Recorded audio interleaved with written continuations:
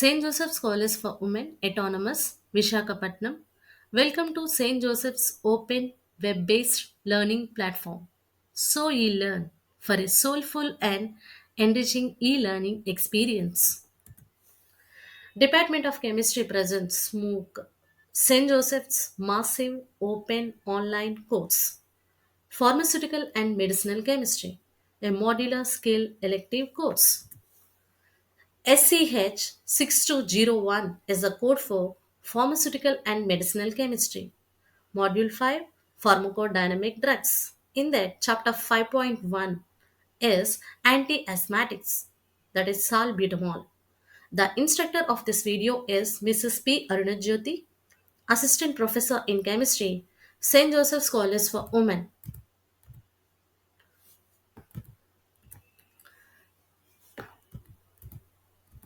Learning outcomes.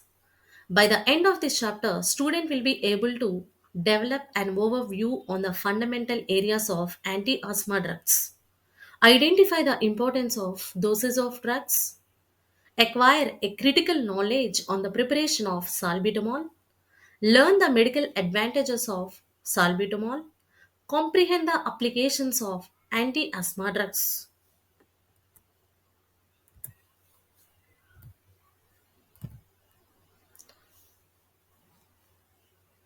Let us learn what are pharmacodynamic drugs. As we all know, pharmacology is the science of pharmaceuticals and it is divided into two branches. Those are pharmacokinetics and pharmacodynamics. Pharmacokinetics describes the action of body on the drug. The action of body on the drug, whereas pharmacodynamics describes what a drug does to the body. Here, pharmacokinetic has two terms. Pharma means drug, kinetic means movement. It is the study of the time course of the drug, that is, absorption, distribution, metabolism, and expression. Pharmacodynamic. The term is derived from the Greek word pharma means drug, dynamic means power or action. So it is a power of a drug or action of a drug. Now today's video is highly significant since it introduces you to the pharmacodynamics of a medicine. Pharmacodynamics generally gives the relationship between drug concentration at the site of action, and the resulting effect includes the time course and intensity of therapeutic effect and adverse effect.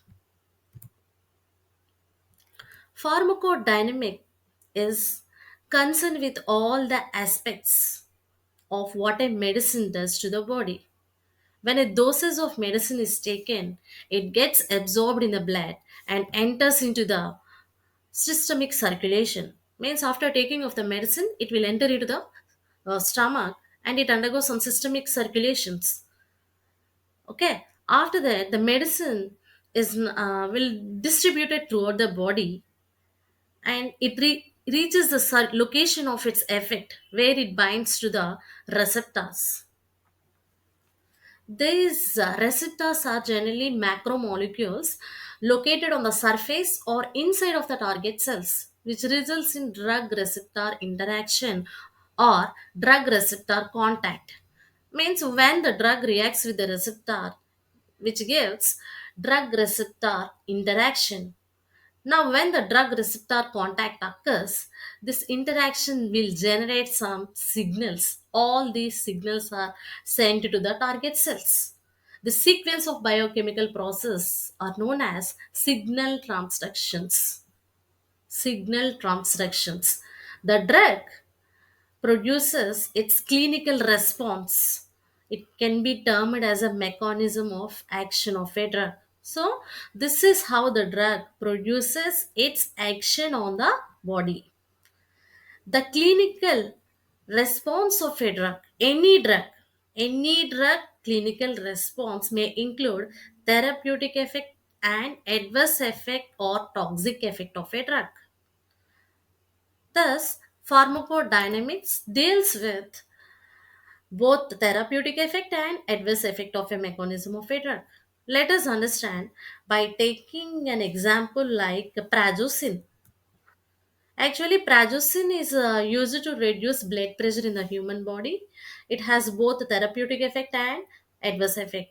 Coming to the therapeutic effect of a prazosin, it can be administered orally in required amounts. Its site of action is blood vessel. So, from the blood, it reaches the blood vessels. We know that two types of alpha receptors are present in the human body. Those are alpha 1 and alpha 2 receptors. Both can play an important role in regulating the blood pressure. These alpha adrenergic receptors are essential for regulation of blood pressure in humans. Okay, these alpha 1 receptors are where it is located at the nerve junction or a space between the nerve fiber and the target tissue. These receptors are, when it is activated, increases the blood pressure. When it is suppressed, then it decreases the blood pressure. This suppression or inhibition was done by using prazosin drug. Okay, what do you understand? Finally, prazosin inhibits the alpha 1 adrenoreceptors so that this inhibition blocks the narrowing effect of epinephrine and norepinephrine on the blood vessels, which leads to the peripheral blood vessel dilation. Okay, so this is the drug which is used for reducing blood pressure in the human body. Generally, prazosin is used to reducing the blood pressure in the humans. It plays an important role for inhibition of alpha adrenergic receptors. Coming to the next slide, pharmacodynamics includes anti-asthmatics, anti-anginants, and diuretics. What are the contents of the anti-asthmatics? Here, there is an introduction, structure and synthesis, drug-drug interaction, medical benefits, side effects, and doses. Anti-asthmatic drugs. Generally, anti-asthmatic drugs are used to relieve the asthma.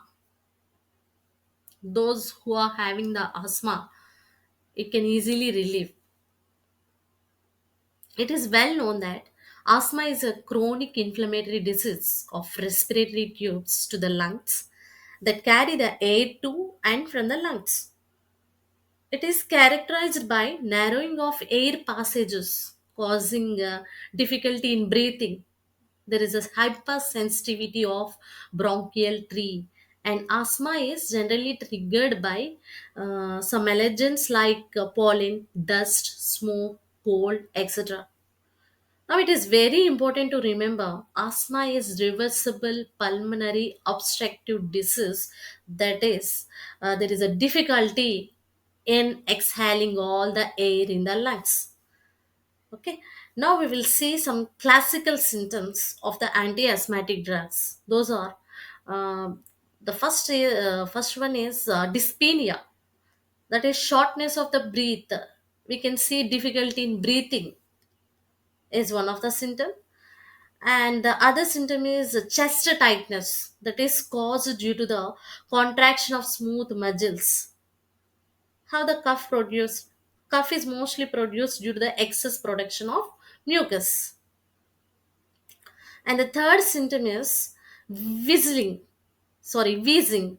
That is a whistling sound produced while breathing as air passes through the narrowed respiratory tubes. All these are the classical symptoms of the anti-asthmatic drugs.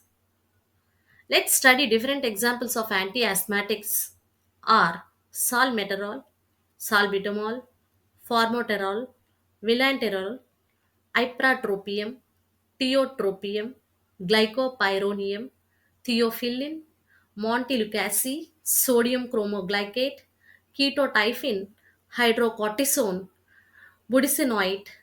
omlizumab, eclidium. Among all these examples, we have only salbutamol in our syllabus. Salbutamol. Coming to the salbutamol. Introduction of salbutamol. Salbutamol is also known as albuterol. It belongs to the class of medications called Ventolin.